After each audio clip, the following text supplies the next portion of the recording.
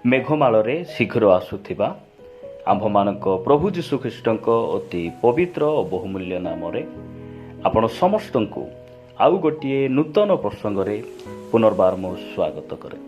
ପ୍ରିୟ ପ୍ରଭୁଙ୍କ ଲୋକମାନେ, ଆସନ୍ତୁ ଆଜି ମଧ୍ୟ ପରମେଶ୍ୱରଙ୍କ ବାକ୍ୟରୁ ଆଉ ଗୋଟିଏ ନୂତନ ପ୍ରସଙ୍ଗରେ ଅଳ୍ପ ସମୟ କଥାବାର୍ତ୍ତା ହେବା।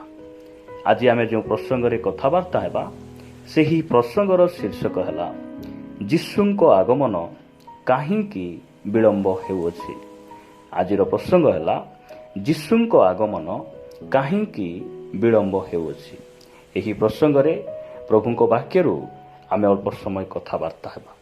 ଆସନ୍ତୁ ପ୍ରଭୁଙ୍କ ବାକ୍ୟରୁ ଗୋଟେ ପଦ ପାଠ କରି ଆମେ ଆଗକୁ ବଢ଼ିବା। ଆପଣମାନେ ମୋ ସହିତ ଏବ୍ରୀ ପୁସ୍ତକ 10 ଅଧ୍ୟାୟକୁ ଆସିବେ।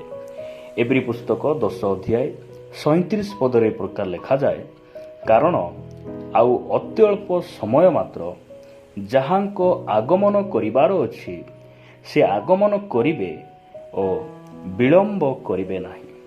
ପ୍ରିୟ ପ୍ରଭୁଙ୍କ ଲୋକମାନେ, ଏହି ବାକ୍ୟ ଆମମାନଙ୍କୁ ସ୍ପଷ୍ଟ ଭାବରେ କହେ ଯେ ସମୟ ଅତି ଅଳ୍ପ ରହିଛି, ଅତି କମ୍ ସମୟ ରହିଛି। ଯୀଶୁଖ୍ରୀଷ୍ଟ ଶୀଘ୍ର ଆଗମନ କରିବେ। ଏହି କଥା କେତେବେଳେ ଲେଖାଯାଉଛି? ଆଜିକୁ 2000 ବର୍ଷ ପୂର୍ବେ। 2000 ବର୍ଷ ବିତିଗଲା। ପ୍ରଭୁ ଯୀଶୁଖ୍ରୀଷ୍ଟ ସେ ଯେଉଁ ପ୍ରତିଜ୍ଞା କରିଛନ୍ତି ମଣ୍ଡଳୀକୁ ସେ ରାପ୍ଚରରେ ଉଠେଇ ନେବା ନିମନ୍ତେ, ସେ ଗୁପ୍ତ ଆଗମନରେ ଆପଣା ମନୋନୀତ ଲୋକମାନଙ୍କୁ ନେବା ପାଇଁ ସେ ଯେଉଁ ମେଘମାଳରେ ଆସିବେ, ସେ ଯେଉଁ ପ୍ରତିଜ୍ଞା କରିଛନ୍ତି, ସେହି ପ୍ରତିଜ୍ଞା ଆଜି ପର୍ଯ୍ୟନ୍ତ ସେ ସଫଳ କରିନାହାନ୍ତି। ଆଜି ମୁଁ ପ୍ରଭୁଙ୍କ ବାକ୍ୟରୁ କହିବା ପାଇଁ ଚାହେଁ ଯେ ଏହି ଏବ୍ରୀ ପୁସ୍ତକର ଲେଖକ କହନ୍ତି ଅତି ଅଳ୍ପ ସମୟ ମାତ୍ର ସେ ଶୀଘ୍ର ଆଗମନ କରିବେ, ସେ ବିଳମ୍ବ କରିବେ ନାହିଁ। ପ୍ରଶ୍ନ ହେଲା ଯେ ଯୀଶୁଖ୍ରୀଷ୍ଟଙ୍କର ଆସିବାର ବିଳମ୍ବ କାହିଁକି ହେଉଅଛି? ପ୍ରିୟ ଭାଇ ଭଉଣୀମାନେ, ଯଦି ଆପଣମାନେ ସାଧୁ ପିତରଙ୍କ ପତ୍ରରେ ଦେଖିବେ, ଦ୍ୱିତୀୟ ପିତର 3 ଅଧ୍ୟାୟ 9 ପଦରେ ପ୍ରକାର ଲେଖାଯାଏ ଯେ ପ୍ରଭୁଙ୍କର ଆଗମନ କାହିଁକି ବିଳମ୍ବ ହେଉଅଛି। ଆମେ ଏହି ବାକ୍ୟ ପଢ଼ିବା ଦ୍ୱାରା ଆମେ ସ୍ପଷ୍ଟ ଭାବରେ ଆମେ ଜାଣିପାରିବା। ଯଦି ଆପଣମାନେ ଦ୍ୱିତୀୟ ପିତର 3 ଅଧ୍ୟାୟ 9 ପଦ ପଢ଼ିବେ, ବିଳମ୍ବ ବୋଲି ଯେପରି କେତେକ ଭାବନ୍ତି, ପ୍ରଭୁ ଆପଣା ପ୍ରତିଜ୍ଞା ବିଷୟରେ ସେପରି ବିଳମ୍ବ କରନ୍ତି ନାହିଁ, କିନ୍ତୁ ଯେପରି କେହି ବିନଷ୍ଟ ନ ହୁଅନ୍ତି ବରଂ ସମସ୍ତେ ମନ ପରିବର୍ତ୍ତନ କରନ୍ତି, ଏହା ଇଚ୍ଛା କରି ସେ ତୁମ୍ଭମାନଙ୍କ ପ୍ରତି ଦୀର୍ଘ ସହିଷ୍ଣୁ ଅଟନ୍ତି। ପ୍ରଭୁଙ୍କ ନାମର ଗୌରବ ହେଉ। ପ୍ରିୟ ଭାଇ ଭଉଣୀମାନେ, ବାଇବେଲ ଆମମାନଙ୍କୁ ସ୍ପଷ୍ଟ ଭାବରେ କହେ ଯେ ପରମେଶ୍ୱର ଆପଣା ପ୍ରତିଜ୍ଞା ବିଷୟରେ ସେ କ'ଣ କରନ୍ତି ନାହିଁ? ବିଳମ୍ବ କରନ୍ତି ନାହିଁ। ଯଦି ଆଜି ଯାଏଁ ସେ ଆଗମନ କରିନାହାନ୍ତି, ଆଜି ପର୍ଯ୍ୟନ୍ତ ସେ ଗୁପ୍ତ ଆଗମନରେ ରାପ୍ଚରରେ ଆପଣ ଲୋକମାନଙ୍କୁ ଉଠେଇ ନେବା ପାଇଁ ଯଦି ଆଜି ଯାଏଁ ସେ ଆସିନାହାନ୍ତି, କାହିଁକି ଆସିନାହାନ୍ତି? ବାଇବେଲ କହେ ଯେ ଅନେକ ଭାଇ ଭଉଣୀମାନେ ପରିବର୍ତ୍ତନ ହେବାର ବାକି ରହିଛି। ଲେଖାଯାଏ, କେହି ଯେପରି ବିନଷ୍ଟ ନ ହୁଅନ୍ତି, ସମସ୍ତେ ମନ ପରିବର୍ତ୍ତନ କରି ପ୍ରଭୁ ଯେବେ ମେଘମାଳରେ ଆସିବେ, ସମସ୍ତେ ତାହାଙ୍କ ସହିତ ମେଘମାଳକୁ ନୀତ ହେବେ, ତାଙ୍କୁ ସାକ୍ଷାତ କରିବେ। ଏହା ପରମେଶ୍ୱର ଇଚ୍ଛା କରି ସେ ଦୀର୍ଘ ସହିଷ୍ଣୁ ଭାବରେ ସେ ଅପେକ୍ଷା କରିଛନ୍ତି। ପ୍ରିୟ ଭାଇ ଭଉଣୀମାନେ, ପରମେଶ୍ୱର ଚିର ସହିଷ୍ଣୁ ନୁହନ୍ତି। ସେ ସବୁବେଳେ ଯେ ଅନୁଗ୍ରହ ଦେବେ ତାହା ନୁହେଁ। ଏହି ଅନୁଗ୍ରହର ଯୁଗ ସେତେବେଳେ ଶେଷ ହେବ ଯେତେବେଳେ ପରମେଶ୍ୱର ଆପଣା ମଣ୍ଡଳୀକୁ ଉଠେଇ ନେବେ। ଯେତେବେଳେ ମଣ୍ଡଳୀକୁ ସେ ଊର୍ଦ୍ଧ୍ୱକୁ ଉଠେଇ ନେଇଯିବେ, ସେହି ସମୟରେ ନା ପୃଥିବୀରେ କୌଣସି ପାଳକ ଥିବେ, ନା କିଏ ଆମକୁ ବାକ୍ୟ ବୁଝାଇବା ଲୋକ ଥିବେ, ନା ଆମ ପାଇଁ ଅନୁତାପ କରିବାର ସମୟ ଥିବ, ନା ଆମେ ପ୍ରାର୍ଥନା କରିପାରିବା। କିଛି ନାହିଁ। ପ୍ରିୟ ଭାଇ ଭଉଣୀମାନେ, ଆଜି ଯଦି ସେ ଆସିବାର ବିଳମ୍ବ ହେଉଛି, କାରଣ ଆଜି ମଣ୍ଡଳୀରେ ଅନେକ ଭାଇ ଭଉଣୀମାନେ ଅଛନ୍ତି, ପ୍ରାର୍ଥନା ଯାଉଅଛନ୍ତି ସତ କଥା, ବାକ୍ୟ ଶୁଣୁଅଛନ୍ତି ସତ କଥା, ଦାନ ଦେଉଛନ୍ତି, ଆରାଧନା କରୁଛନ୍ତି, ସେମାନେ ବାକ୍ୟ ପଢ଼ୁଛନ୍ତି, ଇଭେନ୍ ସେମାନେ ପ୍ରଚାର ବି କରୁଛନ୍ତି, ମାତ୍ର ପରମେଶ୍ୱର ଜାଣନ୍ତି ଯେ ଆଜି ସେମାନଙ୍କର ମନ ପରିବର୍ତ୍ତନ ହେଇନାହିଁ। ସେଥିପାଇଁ ସେ ଅପେକ୍ଷା କରିଛନ୍ତି। ସେ ଦୀର୍ଘ ସହିଷ୍ଣୁ ଭାବରେ ସେ ସେହି ସବୁ अपरिवर्तन जीवन को देखिला परे मध्य से कौन करिसंती अपेक्षा करिसंती मोर लोक माने मंडली रे रही मध्य केही जेपरि विनष्ट न हेबे एहा से अपेक्षा करी विलंब करूअछंती प्रिय भाई भणी माने सेति आमे आजी जाए जदि आमर मन परिवर्तन हे नाही आमनकर आत्मिक जीवन ठीक नाही हे पारे आमे दान देउछु प्रार्थना जाउछु गीत गाउछु आमे सबु करूछु मंडलीर समस्त विज्ञापन रे आमे संयुक्त अटु मंडलीर समस्त परंपरा रे आमे भागीदार होउछु बहुत भल विषय मात्र परमेश्वर आमर अंतर को से देखंती आ से चाहुचंती मोर आगमन पूर्वे मोर आसीबार पूर्वे तुमे पाप छाड़ मन परिवर्तन कर मो निकट को फेरी आस कारण मोर आगमन भाव नाई जे मो विलंब हेबो मु आसीबाटा जे विलंब हेबो एहा तुम्भे माने भाव नाई परमेश्वर एहा से आमान को कहिबा पई चाहंती आमे वाक्यरु आ गोटे पद देखी आमे आगु बढ़िबा मो सहित आपण माने माथ्यू लिखित सुसमाचार 25 अध्याय को आसीबे माथ्यू लिखित सुसमाचार 25 अध्याय 5 6 आउ 7 पद मु पढ़िबा पई चाहे लेखा जाए बरंक आसीबार विलंब हुंते समस्ते ढुलाऊ ढुलाऊ सई पड़िले प्रिय प्रभुंक लोक माने आज अनेक भाई भणी माने प्रभुंकर आगमन कथा शुणुचंती रेप्चर कथा शुणुचंती हे पारे आज अनेकंक मन मध्यरे एही प्रश्न रहिछि जे मु तो वर्ष वर्ष धरी मु छोट बेलू मु वाक्य शुणी आसुची जीशु आसीबे आसीबे मात्र मते आज 90 वर्ष हेलानी मते 85 वर्ष हेलानी काई जीशुंकर आगमन हेउ नाही एही प्रकार आसीबार विलंब देखि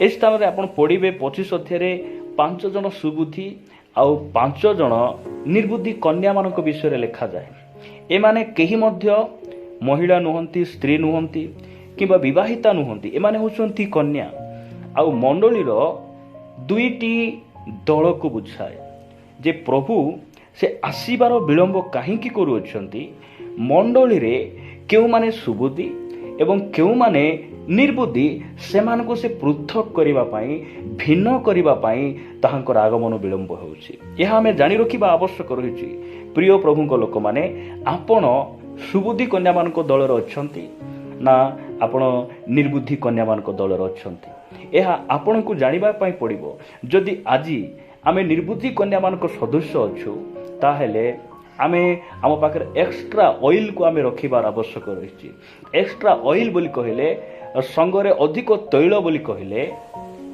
आमे पर्सनाली आमर प्रार्थना जीवन ठीक रहिबार आवश्यक रहिछि व्यक्तिगत भावरे आमे वाक्य पढ़िबा आवश्यक रहिछि व्यक्तिगत भावरे आमर वर्शिप करिबार आमे आवश्यक रहिछि एही निर्बुद्धि कन्या माने से माने आपण संगे से माने तैल नेले नाही आज निर्बुद्धि कन्या बोली कहिले आपण काहाकू बुझिबे आज अनेक भाई भणी माने केवल रविवार प्रार्थना रे से माने संतुष्ट ही जानती निर्बुद्धि कन्या माने से माने व्यक्तिगत भाव में से प्रार्थना करती ना से अधिक सहभागिता से पसंद ना केवल रविवार दिन टिके जीवे निज इच्छा रे बसिबे निज इच्छा रे गाइबे निज इच्छा सब करिवे आ ताठारु अधिक आउ किछि आवश्यक नहीं मात्र जो माने कि सुबुद्धि कन्या माने से माने दीप जालिले आ ता सहित से माने एक्स्ट्रा ऑयल को से माने नेले कारण से माने जेपरी सबु बेले तांकर प्रदीप को से माने जळाई बरंकर साक्षात करिबा निमंते से माने प्रस्तुत रहिबे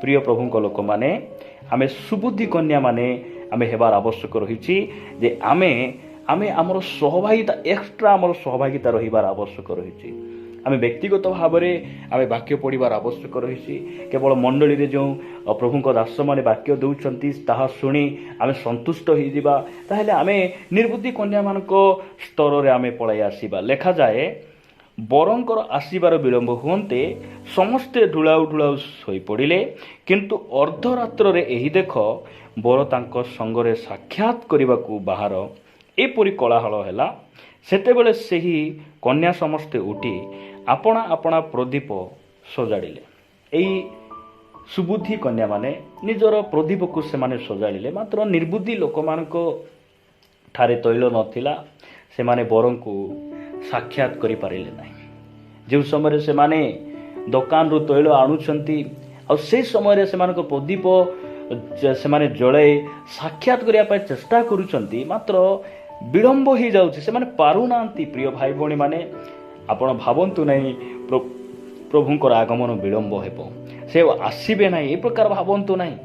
ପରମେଶ୍ୱର ତାହାଙ୍କର ପ୍ରତିଜ୍ଞା ବିଷୟରେ ସେ ବିଳମ୍ବ କରନ୍ତି ନାହିଁ।